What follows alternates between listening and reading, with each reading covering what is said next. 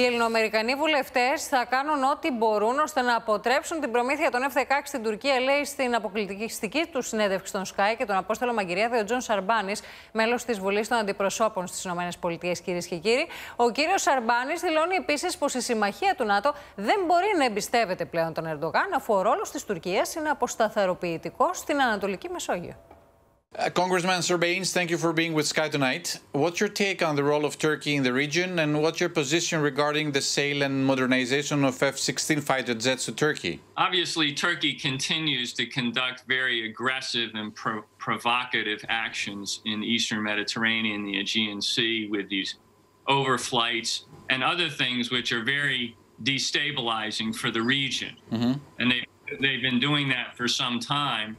That's why members of Congress are very concerned about the prospect of selling F-16s or modernization kits to Turkey. At this time, they have not demonstrated that they are a trustworthy ally that warrants that kind of a transfer. And how do you think Congress will respond to a potential sale proposal by the Biden administration? In other words, what needs to happen before such a sale can take place? There are a variety of notifications that are involved with the sale of this kind under the Arms Export Control Act. There are a number of different actions that Congress can take, including this week. There is an amendment to the National Defense Authorization Act. This is the large defense authorization bill that we pass each year. It's an opportunity for members of Congress to register their concerns about all manner of things. But there is an amendment that will be submitted. Chris Pappas of New Hampshire and other Greek American members of Congress, including myself and others, are leading that effort. But that will make it clear that Congress is not interested in any sale of this kind unless the administration can provide ironclad assurances that this sort of weaponry and technology will not be used in the kind of provocative and aggressive way that I just mentioned. So that's one path that we can take. And Congressman Sarbanes, what is the legislative process until that amendment makes it to the final bill and becomes a U.S. law? Can you guide us through this procedure? So over the course of the summer, we will probably be finalizing the NDAA, as we call it, which would include a provision along the lines that I mentioned. It has to be passed in the House of Representatives. It has to then be passed in the United States Senate. There is typically a conference that is assembled between the Senate and the House to iron out all the various provisions.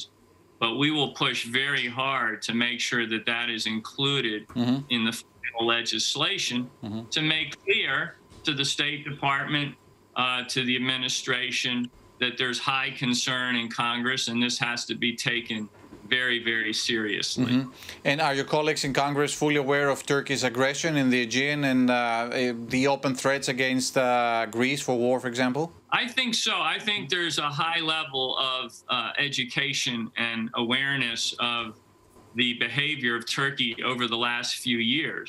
And there's an increasing appreciation on the part of members of Congress, again, both Republican and Democrats, that Turkey is a destabilizing influence in the Eastern Mediterranean and beyond, for that matter, and that we have to look at their behavior through very clear eyes and make sure that we are not aiding and abetting that aggression.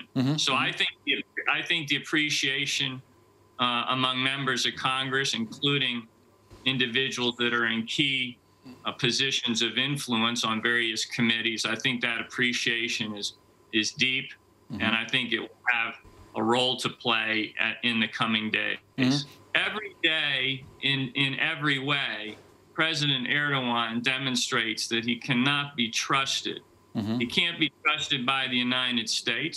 I don't think he can be trusted by the NATO alliance. And so we have to begin to express in a very forceful manner that new standards need to apply when it comes to Turkey's behavior. And we can begin that today with these efforts around the F-16s. A couple of years ago, we sent a strong message by holding back the sale of F-35s to Turkey for very good reasons. I think the F-16 sale falls into the same category, and that's why we're resisting it within Congress.